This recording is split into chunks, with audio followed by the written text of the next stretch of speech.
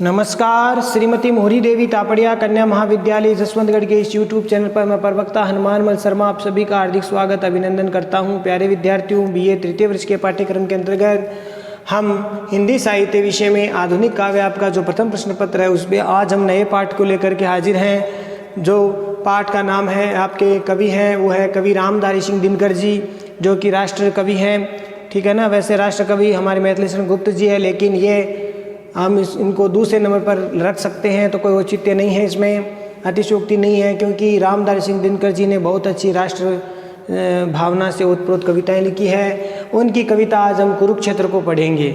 कुरुक्षेत्र प्रबंध काव्य। प्यारे विद्यार्थियों ध्यान रखना, कुरुक्षेत्र क्या है? प्रबंध काव्य। और इसका ये जो आपकी कविता आपके पुस्तक में जो दी हुई है वो षष्ठ सर्ग है, छठा सर्ग है, इसमें ये प्रबंध काव्य है। और अब इस काव्य का जो मूल भाव है पहले थोड़ा सा बता देते हैं। परिचय आपको। रामधारी सिंह दिनकर जी का जन्म हुआ था प्यारे विद्यार्थी 1908 ईस्वी में। मृत्यु इनकी हुई थी 1974 ईस्वी में। और इन्होंने बहुत सारी अच्छी अच्छी रचनाएं लिखी है, जिसमें संस्कृति के 4 अध्याय जो कि इनकी सबसे प्रसिद्धि का कारण बना। संस्कृति के 4 अध्याय है, हुंकार है, ठीक है, द्वादश द्वंद्व गीत है, कुरुक्षेत्र है, इतिहास के आंसू है, रश्मि रति है, धूप और धुआं, उर्वशी और परशुराम की प्रतीक्षा। इस प्रकार से ये जो रचनाएं हैं, परशुराम की प्रतीक्षा जो 1962 में जो चीनी आक्रमण हुआ था उससे संबंधित है। कुरुक्षेत्र, रश्मि रति, उर्वशी, ये इनके प्रबंध काव्य। प्यारे विद्यार्थियों ध्यान रखना। तो इस प्रकार से संस्कृति के 4 अध्याय है, ये इनकी प्रसिद्धि का कारण था। उर्वशी इनकी प्रसिद्धि का कारण था। कुरुक्षेत्र भी बहुत अच्छे इनके, रश्मि रति, कुरुक्षेत्र, ये इनके प्रबंध काव्य हैं, सर्वश्रेष्ठ रचनाएं हैं। ठीक है। तो अब हम रामधारी सिंह दिनकर जी के ये जो कविता कुरुक्षेत्र जो षष्ठ सर्ग से है इसको हम पढ़ेंगे। लेकिन थोड़ा कुरुक्षेत्र की इस ये जो कविता, इसकी जो आधार भूमि क्या है, इस कविता में प्यारे विद्यार्थियों भीष्म का चरित्र जो महाभारत का, कुरुक्षेत्र आपको पता है जहाँ पर महाभारत का जो युद्ध हुआ था और उस युद्ध में कौरव और पांडवों के बीच में जो संग्राम हुआ था, युद्ध हुआ था, उसका चित्रण जो किया गया था उसी को लेकर के, उसी को आधार मानकर कुरुक्षेत्र नाम है वो रामधारी सिंह दिनकर जी ने दिया। और इसमें जो भीष्म का जो चरित्र है, कुरुक्षेत्र कहाँ है प्यारे विद्यार्थियों? हरियाणा में है।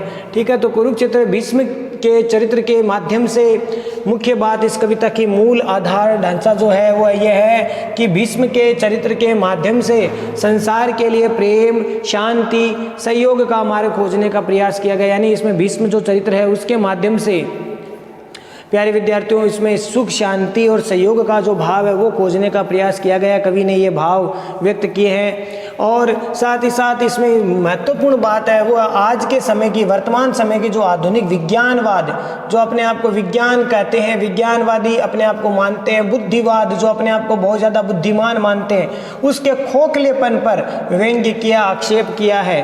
प्यारे विद्यार्थियों विज्ञानवाद जो आज का विज्ञानवादी, जो विज्ञानवाद से संबंधित जो लोग हैं, विज्ञानवादी जो आज की सोच है, बुद्धिवादी की जो सोच है, उसके खोखलेपन पर व्यंग्य किया है इस कविता के माध्यम से। तो चलिए प्यारे विद्यार्थियों आज हम इसका प्रथम जो पद है वो लेते हैं। और ये जो प्यारे विद्यार्थियों किससे हैं? कुरुक्षेत्र के षष्ठ सर्ग से हैं। तो कविता अगर ये आ जाए तो आपको प्रसंग में लिखना है। प्रस्तुत पद्यांश कवि रामधारी सिंह दिनकर जी द्वारा रचित कुरुक्षेत्र प्रबंध काव्य के षष्ठ सर्ग से लिया गया है या अवतरित है। ठीक है। और इसमें देखिए कि धर्म का दीपक दया का दीप, धर्म का दीपक दया का दीप, कब जलेगा विश्व में भगवान, कब सुकोमल ज्योति से अभिषिक्त हो सरस होंगे जली सूखी रसा के प्राण, है बहुत बरसी धरित्री पर अमृत की धार, पर नहीं अब तक सुशीतल हो सका संसार, पर नहीं अब तक सुशीतल हो सका संसार, भोग लिप्सा आज भी लहरा रही उद्दाम, बह रही ऐसा नर की भावना निष्काम, बह रही ऐसा नर की भावना निष्काम। तो प्यारे विद्यार्थियों इस पद में रामधारी सिंह दिनकर जी ने जो मानव मात्र की जो बुराइयां हैं उसको दूर करने की बात इसमें कही गई है कि जो मानव मात्र है वो धर्म का दीपक जलाए, अर्थात मानवीयता का, अपनेपन का भाव सब में हो। दया का भाव सब में हो। इस प्रकार की कामना यहाँ पर कवि दिनकर जी ने की है कि पूरे विश्व में जो है मानव के प्रति दया भाव, प्रेम भाव है वो रखे। इसी की भावना से ओतप्रोत ये कविता है। तो चलिए थोड़े शब्दार्थ देख लेते हैं। धर्म का दीपक यानी धर्म का दीपक, दया का दीपक, दया का दीपक, दया माने मानवीय दया, मानव मात्र में आपसी दया भाव का प्रकाश, ये इसका मूल भाव हो गया, अर्थ हो गया इसका। और धर्म का यानी मानव धर्म का दीपक, मानवीय धर्म का, मानव धर्म का दीपक जलाना चाहिए। कब जलेगा विश्व में भगवान, इस संसार में कब सुकोमल ज्योति से अभिषिक्त, अभिषिक्त का अर्थ होता है नहलाई हुई, ठीक है, अभिषेक किया हुआ हो। सरस होंगे सूखी रसा, रसा का अर्थ होता है प्यारे विद्यार्थियों धरती, धरती के प्राण है बहुत बरसी। धरित्री, धरित्री का अर्थ होता है धरती पर अमृत की धार, मन अमृत की धारा। पर अब नहीं सुशीतल हो सका ये संसार, भोग लिप्सा, भोग लिप्सा माने सांसारिक भोग, सुख भोग की आशा, इच्छा, सांसारिक जो सुख भोग है, सुख भोग की लिप्सा माने इच्छा, लालसा। बह रही है माने कमजोर पड़ रही है, बह रही है, कमजोर पड़ रही है। ऐसा होकर बेसहारा नर मनुष्य की भावना, निष्काम भावना वो कमजोर पड़ रही है। देखिए अब इसका अर्थ प्यारे विद्यार्थियों, इसमें दिनकर जी ने जो है कुरुक्षेत्र काव्य के 6ठ सर्ग से उद्धृत है और इसमें दिनकर जी भीष्म के चरित्र के माध्यम से एक और संसार में शांति, प्रेम और सहयोग का संदेश दिया है, तो दूसरी ओर आधुनिक जो विज्ञानवाद है उस पर आक्षेप किया है, उसके खोखलेपन पर, विज्ञान के खोखलेपन पर, बुद्धिवाद और विज्ञानवाद के खोखलेपन पर आक्षेप किया, व्यंग्य किया है। तो कवि आपके रामधारी सिंह दिनकर जी कहते हैं कि हे भगवान, इस संसार में धर्म का दीपक, दया का दीपक कब जलेगा विश्व में भगवान, हे भगवान, इस संसार में कब धर्म का दीपक और दया का दीपक वो जलेगा। अर्थात इस संसार में मानव धर्म का यानी मानव में मानवीय जो धर्म का, मनुष्य धर्म का जो दीपक है वो कब जलेगा, और दया का जो मानव में आपसी जो दया भाव का जो प्रकाश है वो कब फैलेगा। यानी मानवीय धर्म का दीपक, मानवीय धर्म का प्रसार या और मानवीय जो दया भावना है परस्पर एक दूसरे के प्रति, जो मानव के प्रति दया भावना का जो प्रसार है उसका प्रकाश है वो कब फैलेगा। ये इसका अर्थ हुआ कब सुकोमल ज्योति से अभिषिक्त हो, सरस होंगे जली सूखी रसा के प्राण। और कब इस सुकोमल ज्योति से, अच्छे प्रकाश से युक्त होकर के अभिषिक्त हो यानी नहलाई हुई, सरस होकर के कब इस सूखी धरती, ये जो सूखी रसा माने धरती के प्राण है वो कब नहला करके सरस होंगे।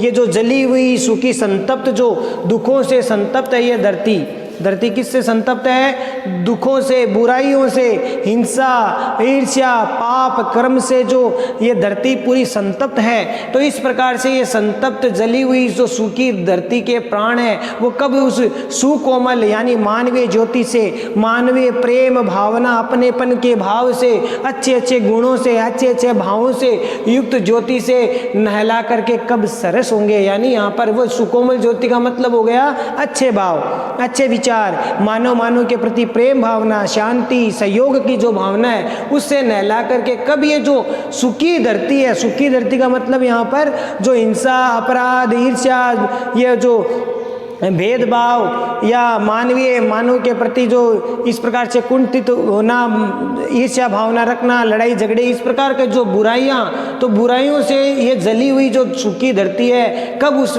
मानवीय प्रेम भावना से नहला करके सरस होंगे।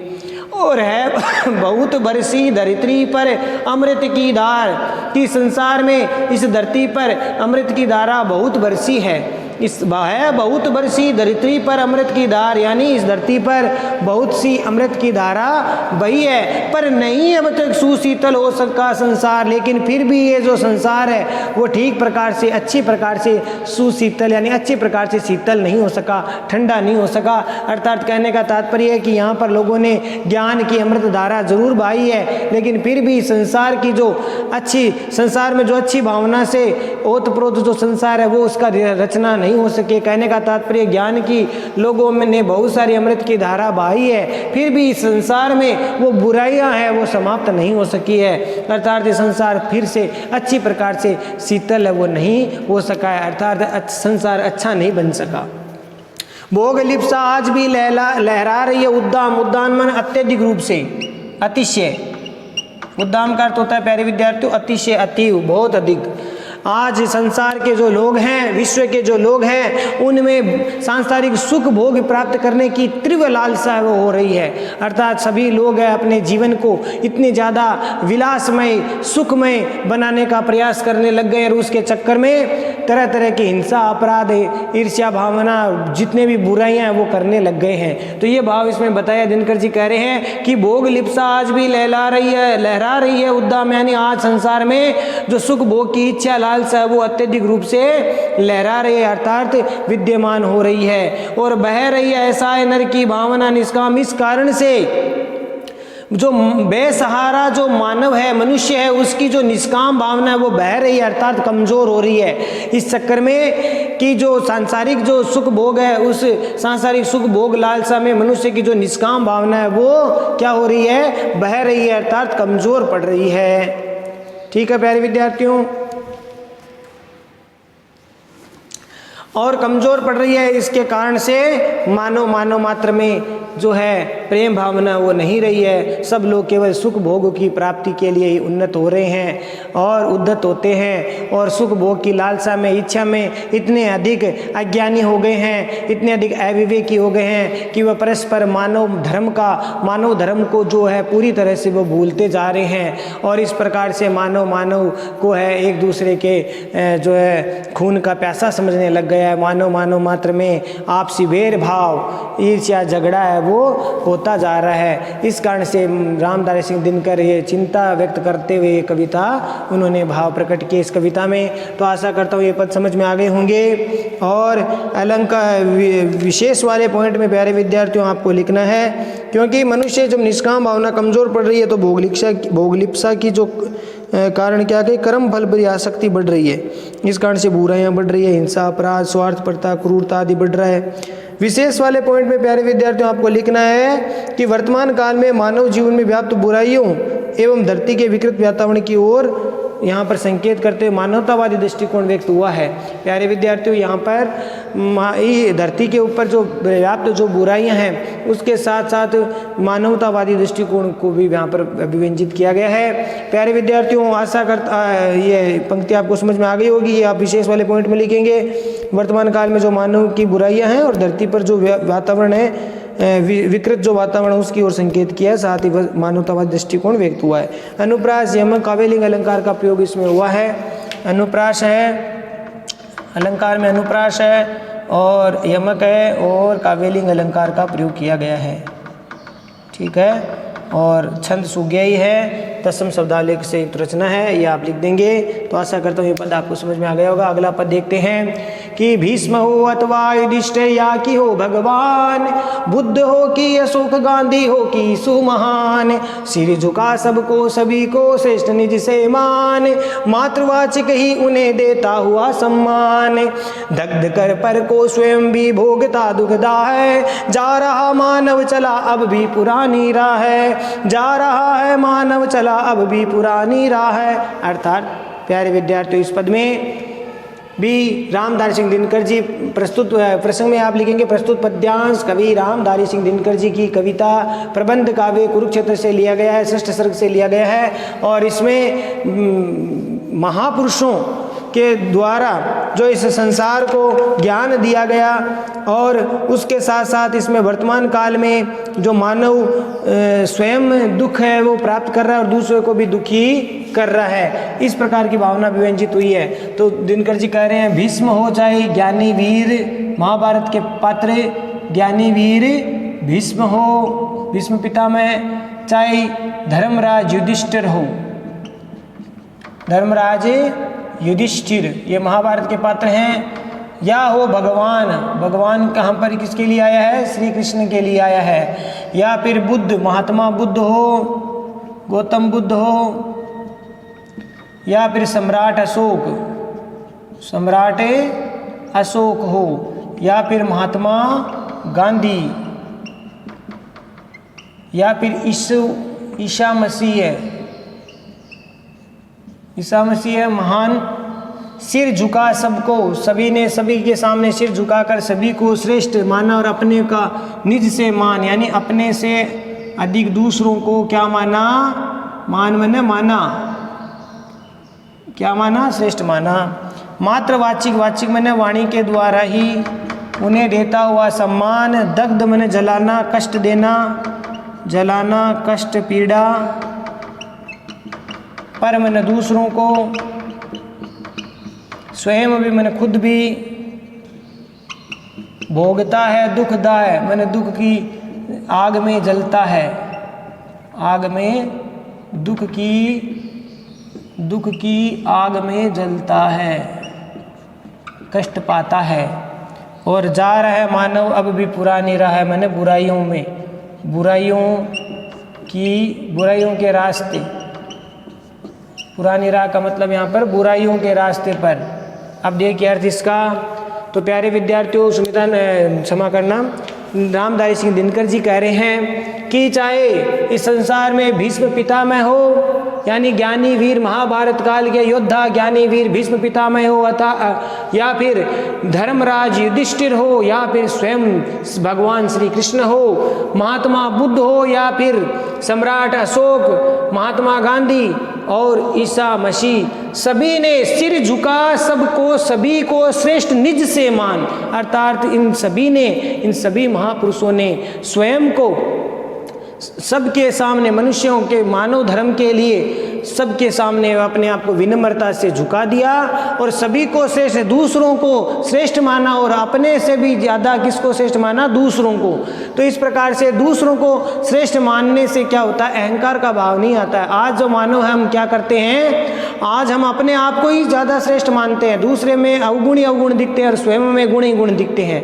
ये जो भाव है, इसी भाव के कारण अहम का भाव आता है, अहंकार का भाव आता है और उसके कारण परस्पर ये विरोधाभास, बुराइयां पनपती है। लेकिन पुराने समय में या जो महाभारत काल का जो समय यहाँ पर दिया, अच्छे अच्छे महापुरुषों के उदाहरण आदर्श दिए हैं। ये जो लोग थे, ये लोग अपने से भी अधिक दूसरों को श्रेष्ठ मानते थे, हालांकि स्वयं श्रेष्ठ थे, सर्वश्रेष्ठ थे, फिर भी दूसरों को श्रेष्ठ मानते थे।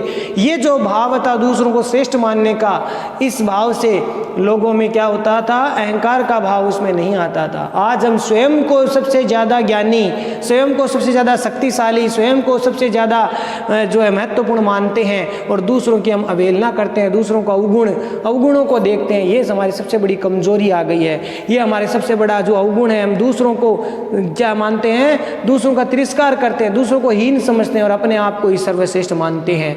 और ये बात यहाँ पर रामधारी सिंह दिनकर जी ने इनका उदाहरण देकर के कहा है कि इन महापुरुषों ने जो अपने आप में सर्वश्रेष्ठ थे, फिर भी इन्होंने सबके सामने अपने सिर को झुकाया, अर्थात विनम्रता से सबके साथ व्यवहार किया और दूसरों को आदर दिया। सभी ने, इन जो महापुरुषों ने सभी को आदर दे करके अपने से सभी को श्रेष्ठ मान करके मानवीय आदर्श की स्थापना की और शांति, सुख आदि के अस्तित्व की रक्षा इन्होंने की। ठीक है ना? इससे मनुष्य में शांति आएगी, आपसी प्रेम भाव, मानवीय भावना बढ़ेगी। अगर हम दूसरों को श्रेष्ठ मानने लग जाएं भले ही चाहे लोग अपने को स्वयं को चाहे कितना ही लोग महान मानते हो या बहुत गुणवान मानते हो, फिर भी हमारा कर्तव्य क्या होना चाहिए, हमें दूसरे को ही श्रेष्ठ मानना चाहिए। अगर हम एक दूसरे को श्रेष्ठ मानेंगे, आज जो घर परिस्थितियों का जो कारण विघटन का कारण बन रहा है, वो कारण यही है कि हम एक दूसरे को क्या करते हैं, विरोध कर रहे हैं, एक दूसरे का प्रतिकार कर रहे हैं, एक दूसरे को हम हीन समझ रहे हैं, केवल अपने आप को ही ज़्यादा श्रेष्ठ ज्ञानी शक्तिशाली समझते हैं। इसी वजह से ही आपसी प्रेम भावना खत्म होती जा रही है। अगर हम दूसरे को ही श्रेष्ठ समझने लग जाए, अपने को हीन समझिए, दूसरों को श्रेष्ठ समझिए, भले ही चाहे आप कितने बड़े ज्ञानी हो, महान हो, फिर भी दूसरे को अगर आपने श्रेष्ठ समझना शुरू कर दिया तो समझ लीजिए आपसी प्रेम भाव आपका बहुत बढ़ेगा। मानव मात्र के लिए आप एक उपयोगी मानव बन पाओगे। तो यही बात इसमें बताने की कोशिश की है प्यारे विद्यार्थियों, कि मातृवाचिक ही उन्हें देता हुआ सम्मान। कवि रामदास जी दिनकर जी कह रहे हैं कि मैं तो केवल इन महापुरुषों को केवल अपनी वाणी के द्वारा ही सम्मान दे सकता हूँ, मेरे पास और कुछ नहीं है। मैं केवल कुछ शब्दों के द्वारा, अपनी वाणी के द्वारा ही इन महापुरुषों का सम्मान करता हूँ, इन महापुरुषों को सम्मान देता हूँ। बहुत सुंदर संस्कृति थी हमारी भारत की, कि हम भारतवासी पहले जो है दूसरों का सम्मान करना जानते थे। स्वयं का चाहे भले अपमान ही क्यों न हो जाए, लेकिन दूसरे का सम्मान करते थे। तो ऐसे श्रेष्ठ यहाँ पर आदर्श थे, ऐसे श्रेष्ठ महापुरुष थे जो स्वयं को हीन भले ही मान ले लेकिन दूसरों को श्रेष्ठ मानते थे। और यही जो भाव हमारे भारत को विश्व गुरु मान जो उपमा है वो देता था। आपसी प्रेम भाव उच्च कोटि का था, लेकिन धीरे धीरे विकृतियाँ आती गई। लोगों में स्वार्थ का भाव, आपसी ईर्ष्या का भाव इतना अधिक आने लग गया कि लोग अपने अपने परिवार से धीरे धीरे गांव परिवार सबसे दूर होते जा रहे हैं। और अब तो हालत यह आ गई है कि अब तो मनुष्य से भी दूर होने लग गया है, मानव से, और मानव खुद से ही दूर होने लग गया। स्थितियाँ इतनी विकृत आ गई है इस विज्ञानवादी, इस बुद्धिवादी सोच के कारण। स्वयं को बहुत ज़्यादा बुद्धिमान समझने लग गए हैं, स्वयं को बहुत ज़्यादा विज्ञान के तर्क की कसौटी पर कष्ट करके और अपने आप को श्रेष्ठ समझते हैं। ये मानव की क्या है, आज के समय की सबसे बड़ी अज्ञानता है। और दग्ध कर पर को स्वयं भी भोगता दुखदा। देखो बहुत सुंदर बात कही है दिनकर जी ने कि स्वयं मानव अपने आप भी स्वयं कष्ट पाता है, दूसरों को भी कष्ट देता है। दग्ध कर पर को यानी दूसरों को कष्ट देकर, दूसरों के हृदय को जला करके, दूसरों को पीड़ा और कष्टों को दे करके फिर क्या करता है, स्वयं भी भोगता दुखदा और खुद भी सुखी कभी नहीं रह सकता। ये ध्यान रखना संसार का नियम है। अगर हम किसी दूसरे को सताएंगे, दुख देंगे, तो अपने को भी दुख प्राप्त करना ही पड़ेगा। ये निश्चित नियम है, शाश्वत नियम है। और यही बात इसमें बताइए कि दग्ध कर पर को यानी मनुष्य आज का जो आधुनिक मानव है वो दूसरे को दुख देता है, दूसरे को कष्ट पहुंचाता है, तो इसके कारण स्वयं भी भोगता दुखदा है, स्वयं भी दुख और कष्ट को भोगता है। इसीलिए मनुष्य को आपसी प्रेम भाव और भाईचारे से रहना चाहिए, कोई किसी दूसरे मानव को कष्ट ना दे।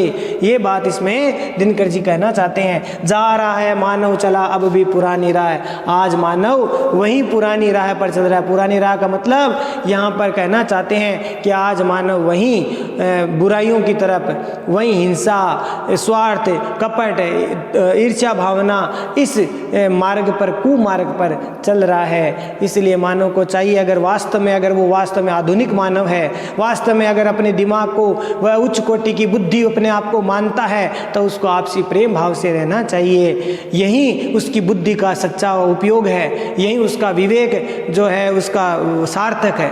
अगर वास्तव में वह अगर आधुनिक मानता है, अपने आप को बहुत ज़्यादा उन्नत बुद्धि वाला मानता है, तो आपसी प्रेम भाव, अपने आप दूसरों को श्रेष्ठ मानने का भाव ये होना चाहिए, तभी वो श्रेष्ठ है। नहीं तो वह पुरानी राह की ओर बढ़ रहा है, अर्थात हिंसा, ईर्ष्या, बुराइयों, कपट, इस प्रकार के कुमार्ग पर वो चलता जा रहा है, जिससे उसकी निष्काम भावना मरी जा रही है, मनुष्यता मरी जा रही है। इसीलिए रामदास दिनकर जी ने मनुष्य को जगाने के लिए ये बात कही है कुरुक्षेत्र के माध्यम से भीष्म पितामह का, और ये उदाहरण दे करके यहाँ पर सुख शांति की कामना की है संसार में। तो प्यारे विद्यार्थियों, आशा करता हूँ समझ में आ गया होगा। विशेष वाले पॉइंट में प्यारे विद्यार्थियों अब आपको लिखना है इसमें अनेक महापुरुषों के आदर्श जीवन का उल्लेख करके वर्तमान काल के मानव की आचरण पर क्षोभ व्यक्त किया है। ये आप लिख सकते हैं कि अनेक, चाहे युधिष्ठिर हो, भीष्म पितामह हो, कृष्ण हो, चाहे अशोक हो, बुद्ध, गौतम बुद्ध, ईसा मसीह हो, चाहे महात्मा गांधी हो, इस प्रकार के अनेक विविध महापुरुषों का जो है उदाहरण देकर के आदर्श प्रस्तुत करके आज के आधुनिक मानव पर क्षोभ व्यक्त किया है, आधुनिक मानव पर व्यंग्य व्यक्त किया है कि आज के मानव पहले के मानव जैसे महापुरुषों की तरह क्यों नहीं हो रहे हैं। आज तो वो अपने आप को ज्ञानी समझ रहा है, अपने आप को विज्ञानवादी समझ रहा है, तो क्या वास्तव में वो विज्ञानवादी सोच उसके पास उच्च कोटि की बुद्धि है? अगर बुद्धि है तो उन महापुरुषों के जैसे वो क्यों नहीं बन पाता, ऐसे श्रेष्ठ क्यों नहीं उनकी बुद्धि हो पाती है। तो ये आप लिख सकते हैं। और अनुप्रास, उल्लेख, काव्यलिंग अलंकार का प्रयोग हुआ है। अलंकारों की बात करें तो अनुप्रास सही है प्यारे विद्यार्थियों, उल्लेख अलंकार है, काव्यलिंग अलंकार का प्रयोग किया गया है, और तत्सम शब्दावली से युक्त रचना है, छंद सुगेय है। इस प्रकार से हम लिख सकते हैं, तत्सम शब्दावली से युक्त रचना है, छंद की यति गति उचित है। तो प्यारे विद्यार्थियों आशा करता हूँ ये दोनों पद आपको समझ में आ गए होंगे। ठीक है प्यारे विद्यार्थियों,